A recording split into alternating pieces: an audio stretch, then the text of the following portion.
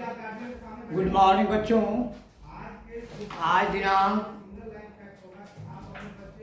14 अगस्त 2021, वर्ग प्रथम, विषय हिंदी, अध्याय 16। अध्याय का नाम है कुत्तों की समझदारी। पढ़ाने होने जा रही है। आप लोग बच्चे किताब 62 पेज नंबर 62 निकाल लीजिए और पढ़ाई का जो है आप लोग पर विशेष ध्यान दीजिए।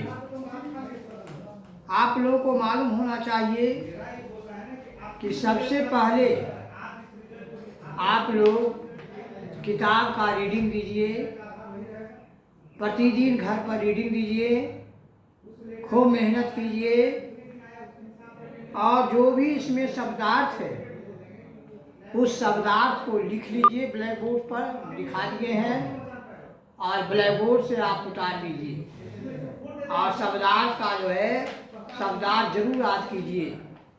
शब्दार्थ याद करने से आपको बहुत आसान हो जाएगा। देखिए, उपाय मतलब क्या होता है? तरकीब। अनुमान मतलब अंदाजा। कृपा करके मतलब मेहरबानी करके। सहयोग मतलब तालमेल। स्वामी किसको कहते हैं? मालिक को कहते हैं स्वामी। भय का मतलब डर। विश्वास मतलब भरोसा। और पुत्र मतलब बेटा। अवश्य मतलब जरूर। प्रसन्न मतलब खुश। तो ये सब आपका शब्दार्थ है। आप लोग शब्दार्थ को जो है लिख लीजिए और इसको आपको याद करना आपका अति अनिवार्य है। तो कहानी हम आप लोग को सुनाने जा रहे हैं। कहानी को आप लोग सुनिए, ध्यान से सुनिए। कुत्तों की समझदारी, ये जो कहानी है बहुत ही प्रेरणादायक है, क्योंकि आपसी सहयोग से ही कठिन से कठिन काम पूरा हो सकता है। इसलिए आपसी सहयोग जो है होना अति आवश्यक है। कठिन से कठिन काम जो है बच्चों सरल हो जाता है, यानी कठिन सा कठिन काम जो है पूरा हो जाता है। यदि आप लोगों में सहयोग की भावना होगी तब। आप लोग क्लास में पढ़ते हैं, आप लोग भी सहयोग कीजिए, एक दूसरे का सहयोग कीजिए।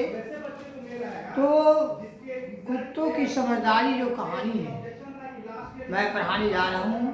पेज नंबर 62 निकाल लीजिए और सुनिए। दूसरे दिन नदी के उसी सकरे पुल पर एक कुत्ता आया। आप लोग कुत्तों की समझदारी, इसके पहले आप कहानी सुने थे। क्या सुने थे? हठ का परिणाम। कि एक गांव के पास एक नदी बहती थी। नदी गहरी थी। पार जाने के लिए उस पर लकड़ी का एक पुल बना हुआ था, है ना? आप याद कीजिए, आपको कल मैं पढ़ाया था। और एक दिन गांव की ओर से एक कुत्ता जो है पुल पर आया।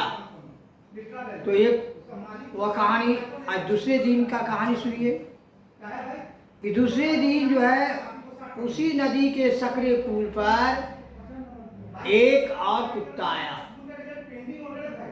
तभी दूसरी ओर से दौड़ता हुआ दूसरा कुत्ता धरती में कुछ सूंघता हुआ पुल पर जा पहुंचा। दोनों एक साथ पुल के बीच में पहुंच गए। पुल पर से दोनों के एक साथ पार होने की कोई उपाय नहीं था। तब पहले कुत्ते ने दूसरे कुत्ते से पूछा, भैया बड़े ध्यान से सूंघते हुए तुम कहाँ जा रहे हो? क्या तुम्हें किसी की तलाश है? हाँ भाई, मेरे स्वामी का छोटा पुत्र कहीं खो गया है। स्वामी मतलब मालिक। गंध सूंघने से मेरा अनुमान है कि वह इस पुल पर से होकर गया है। आप लोग देखे हुए कुत्ता को, कहीं भी जाता है तो सूंघता है, पहले सूंघ लेगा तो आगे बढ़ेगा। नदी में डूबने का भय है, पुल पार से पार हो गया होगा तो वह अवश्य ही सामने वाले गांव में भटक गया होगा। मैं बहुत जल्दी में हूँ, आप कृपा करके मुझे रास्ता बताइए। आप रास्ता बताइए।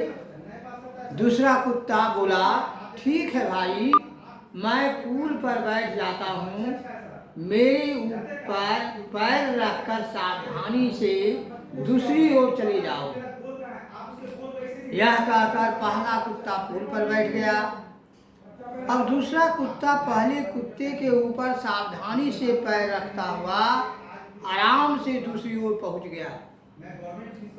पहले कुत्ते ने देखा कि सूंघता हुआ दूसरा कुत्ता पुल पार करके सामने वाले गांव की ओर बढ़ रहा था।